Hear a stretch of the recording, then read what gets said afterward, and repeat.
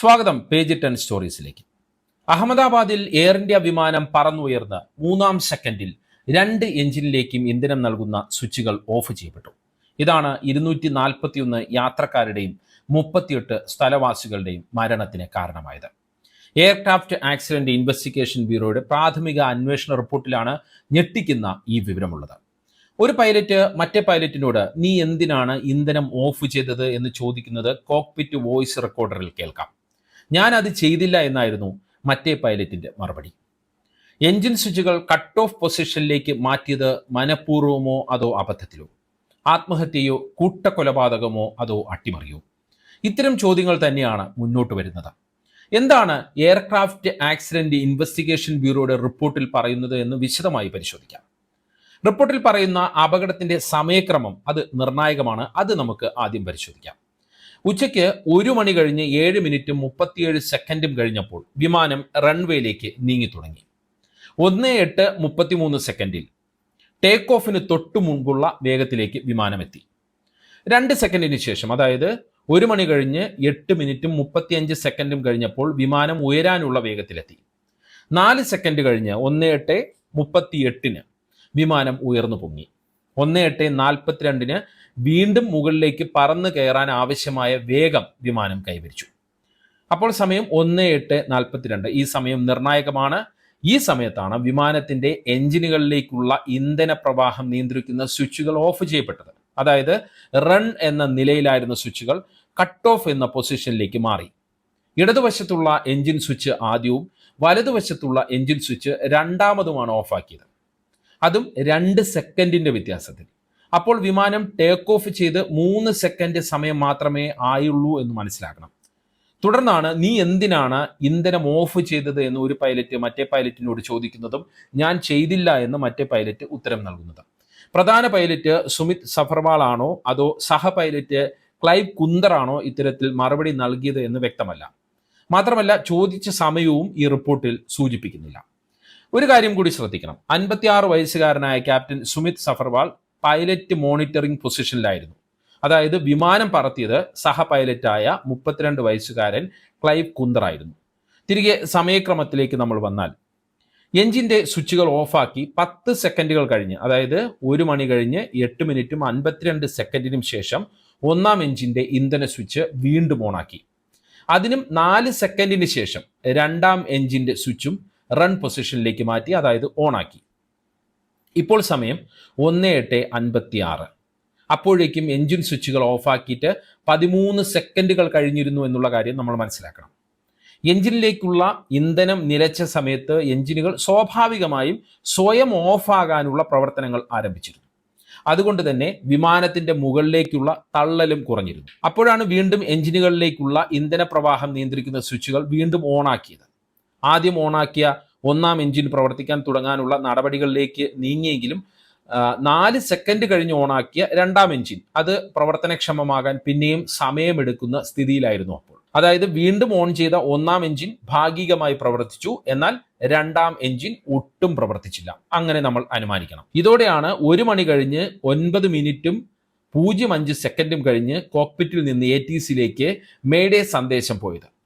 കുറച്ചുകൂടി വ്യക്തമായി പറഞ്ഞാൽ, ആദ്യ എഞ്ചിനിലേക്കുള്ള ഇന്ധന പ്രവാഹം പുനഃസ്ഥാപിച്ച് 13 സെക്കൻഡും 2-ാം എഞ്ചിൻ റീസ്റ്റാർട്ട് ചെയ്ത് 9 സെക്കൻഡും കഴിയുമ്പോഴായിരുന്നു ഈ മേയുടെ സന്ദേശം. ഇതിന് മറുപടിയായി ATC വിമാനം ഏതാണ് എന്നൊക്കെയുള്ള പ്രാഥമികമായുള്ള ചോദ്യങ്ങൾ ചോദിച്ചെങ്കിലും മറുപടി ഉണ്ടായില്ല എന്നാണ് എയർക്രാഫ്റ്റ് ആക്സിഡന്റ് ഇൻവെസ്റ്റിഗേഷൻ ബ്യൂറോയുടെ റിപ്പോർട്ടിൽ പറയുന്നത്. വിമാനത്താവളത്തിന്റെ ഭിത്തി കടക്കുന്നതിന് മുമ്പ് തന്നെ താഴ്ന്നു തുടങ്ങിയ വിമാനം സെക്കൻഡുകൾക്കകം തകർന്നു വീഴുകയായിരുന്നു. എഞ്ചിനുകളിലേക്ക് ഇന്ധനമെത്തുന്ന സ്വിച്ചുകൾ എന്തിനു ഓഫ് ചെയ്തു എന്ന ചോദ്യത്തിനുള്ള ഉത്തരമാണ് അപകടത്തിൽ നിർണായകമെന്നതാണ് റിപ്പോർട്ട് പൂർണ്ണമായി വായിക്കുമ്പോൾ മനസ്സിലാക്കാൻ പറ്റുന്നത്. ഓഫ് ചെയ്യേണ്ടിയിരുന്ന ഒരു സാഹചര്യവും ആ സമയത്ത് ഉണ്ടായിരുന്നില്ല. അതായത് തീപിടുത്തം, പക്ഷിയിടിക്കൽ, ഇന്ധനത്തിന് പ്രശ്നമുണ്ടാവുക, അങ്ങനെ ഒരു പ്രശ്നവും ആ സമയത്ത് ഉണ്ടായിരുന്നില്ല. മാത്രമല്ല എന്തിനു ഓഫ് ചെയ്തു എന്ന ഒരു പൈലറ്റിന്റെ ചോദ്യവും അവിടെയുണ്ട്. അതായത് കോക്പിറ്റിലെ ഒരു പൈലറ്റ് അറിയാതെ ഇന്ധന സ്വിച്ച് ഓഫ് ചെയ്യപ്പെട്ടു, മനഃപൂർവ്വം ചെയ്തു എന്ന് നമ്മൾ അനുമാനിക്കണം. ഇവിടെയാണ് ആത്മഹത്യയോ കൂട്ടക്കൊലപാതകമോ എന്നൊക്കെയുള്ള ചോദ്യങ്ങൾ അല്ലെങ്കിൽ സംശയങ്ങൾ ഉയരുന്നത്. കാരണം രണ്ട് പൈലറ്റുമാരും ആവശ്യത്തിലധികം അനുഭവ സമ്പത്തുള്ളവരാണ്. ക്യാപ്റ്റൻ സുമിത്തിന് മൊത്തം 15,638 മണിക്കൂർ പറക്കൽ പരിചയമുണ്ടായിരുന്നു. അതിൽ 8,596 മണിക്കൂറും ബോയിങ് 787 വിമാനമാണ് അദ്ദേഹം പറത്തിയത്. ക്ലൈവിന് മൊത്തം 3,403 മണിക്കൂർ പറക്കൽ പരിചയമുണ്ടായിരുന്നു. അതിൽ 1,128 മണിക്കൂറും ബോയിങ് 787ന്റെ കോ പൈലറ്റ് ആയിരുന്നു. അതായത് അബദ്ധത്തിൽ സ്വിച്ചുകൾ മാറിപ്പോകുന്ന ആളുകളല്ല ഈ രണ്ടുപേരും എന്ന് വ്യക്തം. മറ്റു ചില കാര്യങ്ങൾ കൂടി പരിശോധിക്കാം. എഞ്ചിനുകൾ നിലയ്ക്കുമ്പോൾ പുറത്തെത്തി പ്രവർത്തിച്ചു തുടങ്ങുന്ന റാം എയർ ടർബൈൻ എന്ന റാറ്റ് ടേക്ക് ഓഫിന് തൊട്ടു പിന്നാലെ പുറത്തെത്തിയിരുന്നു. ഇത് റിപ്പോർട്ട് പറയുന്നുണ്ട്. പക്ഷെ എപ്പോഴാണ് റാറ്റ് പുറത്തു വന്നത് എന്ന് പറയുന്നില്ല. എഞ്ചിനുകൾ രണ്ടും പ്രവർത്തിക്കാതെ ആയപ്പോൾ പൈലറ്റ് ഇത് ഓൺ ചെയ്തതാണോ? എഞ്ചിൻ സ്വിച്ചുകൾ ഓഫ് ചെയ്തപ്പോൾ തന്നെ റാറ്റ് ഓണാക്കിയതാണോ? അതോ റാറ്റ് തനിയെ പുറത്തെത്തിയതാണോ? ഇങ്ങനെയുള്ള ചോദ്യങ്ങളും ഒപ്പം ഉയരുന്നുണ്ട്. വിമാനത്തിലെ വൈദ്യുതി നിലച്ചാൽ പൈലറ്റ് ഒന്നും ചെയ്യാതെ തന്നെ റാറ്റ് സ്വയം പുറത്തെത്തി പ്രവർത്തിച്ചു തുടങ്ങും. പക്ഷേ അന്വേഷണ റിപ്പോർട്ടിൽ പറയുന്നതനുസരിച്ച് 1 മണി കഴിഞ്ഞ് 8 മിനിറ്റും 54 സെക്കൻഡും കഴിഞ്ഞപ്പോൾ, അതായത് ഒന്നാം എഞ്ചിൻ്റെ ഇന്ധന സ്വിച്ച് വീണ്ടും ഓൺ ചെയ്ത് 2 സെക്കൻഡ് കഴിയുമ്പോൾ ഓക്സിലിയറി പവർ യൂണിറ്റ് എന്ന APU പ്രവർത്തനക്ഷമമായി. APU പ്രവർത്തിക്കുന്നുണ്ടെങ്കിൽ റാറ്റ് സ്വയം പ്രവർത്തിക്കില്ല. മനസ്സിലാക്കണം, APU പ്രവർത്തിക്കുന്നുണ്ട് എങ്കിൽ റാറ്റ് സ്വയം പ്രവർത്തിക്കില്ല. അതായത് APUവിൻ്റെ പ്രവർത്തനം വെച്ച് നോക്കുമ്പോൾ റാറ്റ് സ്വയം പുറത്തെത്തിയതല്ല, പൈലറ്റ് ഓണാക്കിയതാണ് എന്നുള്ള നിഗമനത്തിലേക്ക് നമുക്ക് എത്തേണ്ടി വരും. രണ്ടാം എഞ്ചിൻ്റെ ഇന്ധന സ്വിച്ച് റീസ്റ്റാർട്ട് ചെയ്യാൻ 4 സെക്കൻഡ് കൂടി എടുത്തു എന്നുള്ള കാര്യവും കൂടുതൽ ചോദ്യങ്ങൾ ഉയർത്തുന്നതാണ്. അതായത് നേരത്തെ സ്വിച്ചുകൾ ഓഫ് ചെയ്തത് 2 സെക്കൻഡ് വ്യത്യാസത്തിലാണെങ്കിൽ സ്വിച്ചുകൾ ഓൺ ചെയ്തത് 4 സെക്കൻഡിന്റെ വ്യത്യാസത്തിലാണ്. റീസ്റ്റാർട്ട് ചെയ്ത എഞ്ചിൻ വീണ്ടും പ്രവർത്തനക്ഷമമാകാൻ 2.5 മിനിറ്റോളം എടുക്കുമെന്ന കാര്യം എത്രയോ കൃത്യമായി അറിയാവുന്നവരാണ് അവരുടെ അനുഭവ സമ്പത്ത് വെച്ച് നോക്കുമ്പോൾ ഈ 2 പൈലറ്റുമാരും. അപ്പോൾ പിന്നെ എന്തുകൊണ്ട് ആദ്യ സ്വിച്ച് ഓൺ ചെയ്തിട്ട് രണ്ടാം സ്വിച്ച് ഓൺ ചെയ്യാൻ 4 സെക്കൻഡ് കൂടി സമയമെടുത്തു എന്നുള്ള ചോദ്യവും പ്രസക്തമാണ്. ചുരുക്കത്തിൽ പൂർണ്ണമായും മാനുഷിക പിഴവ് എന്ന നിഗമനത്തിലേക്കാണ് എയർക്രാഫ്റ്റ് ആക്സിഡന്റ് ഇൻവെസ്റ്റിഗേഷൻ ബ്യൂറോയുടെ റിപ്പോർട്ട് വിരൽ ചൂണ്ടുന്നത്. അന്താരാഷ്ട്ര വ്യോമയാന നിയമം അനുസരിച്ച് അപകടം കഴിഞ്ഞ് 30 ദിവസത്തിനുള്ളിൽ പ്രാഥമിക റിപ്പോർട്ട് നൽകണം. ഇതനുസരിച്ച് തയ്യാറാക്കിയ പ്രാഥമിക റിപ്പോർട്ടാണ് ഇപ്പോൾ പുറത്തു വന്നിട്ടുള്ളത്. വിശദമായ അന്വേഷണം പിന്നാലെ നടക്കണം. അപ്പോഴും പ്രാഥമിക റിപ്പോർട്ടിൽ ഊന്നി തന്നെ ആയിരിക്കും വിശദമായ അന്വേഷണവും സാധാരണഗതിയിൽ നടക്കുക. ബോയിങ് വിമാനത്തിന് യാതൊരു സാങ്കേതിക പ്രശ്നവും ഇല്ല എന്നാണ് പ്രാഥമിക റിപ്പോർട്ട് പറയുന്നത്. അഹമ്മദാബാദ് അപകടത്തിന് പിന്നാലെ ബോയിങ്ങിനെ കുറിച്ച് നിരവധി ആക്ഷേപങ്ങൾ ഉയർന്നു വന്നിരുന്നു. പിന്നെയുള്ളത് സ്വിച്ച് തകരാറിന്റെ കാര്യമാണ്, അല്ലെങ്കിൽ അതിൻ്റെ ഒരു സാധ്യതയാണ്. ഇക്കാര്യവും ഭാവി അന്വേഷണത്തിൽ നിർണായകമായേക്കാം.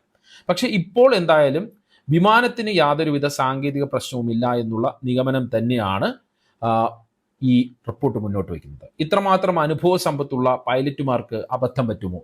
സാധ്യത വളരെ കുറവാണ്. പിന്നെ എങ്ങനെ ഇന്ധന സ്വിച്ചുകൾ ഓഫാക്കപ്പെട്ടു? സാങ്കേതിക തകരാറുകൾ കൊണ്ട് സ്വിച്ചുകൾ ഓഫാകില്ല എന്നാണ് മനസ്സിലാകുന്നത്. കാരണം ഇത് പൈലറ്റുമാരാൽ നിയന്ത്രിക്കപ്പെടുന്ന സംവിധാനമാണ്. അതുകൊണ്ട് തന്നെയാണ് ആത്മഹത്യ, കൂട്ടക്കൊലപാതകം, അട്ടിമറി തുടങ്ങിയ സാധ്യതകൾ ഉയർന്നു വരുന്നത്. പക്ഷേ അത് എന്തിന്? ആവശ്യത്തിന് വിശ്രമവും മാനസിക നിലയുമുള്ള പൈലറ്റുമാരായിരുന്നു രണ്ടുപേരും എന്നാണ് റിപ്പോർട്ടുകൾ പറയുന്നത്. പ്രാഥമിക റിപ്പോർട്ട് പുറത്തു വന്നപ്പോഴും അഹമ്മദാബാദ് അപകടം സംബന്ധിച്ചുള്ള ദുരൂഹത വർദ്ധിക്കുകയാണ്. വിശദമായ റിപ്പോർട്ടിലൂടെയെങ്കിലും അത് മാറുമെന്ന് നമുക്ക് പ്രതീക്ഷിക്കാം. പക്ഷേ ആ വിശദമായ റിപ്പോർട്ട് പുറത്തു വരാൻ ഒരുപക്ഷെ വർഷങ്ങൾ എടുത്തേക്കാം. ഈ വീഡിയോയെക്കുറിച്ചുള്ള അഭിപ്രായങ്ങൾ കമൻറ്റ് ചെയ്യുക. വീഡിയോ അപ്ഡേറ്റുകൾക്കായി കമൻറ്റ് ബോക്സിലുള്ള വാട്സപ്പ് ലിങ്കുകൾ ക്ലിക്ക് ചെയ്യുക. നന്ദി, നമസ്കാരം.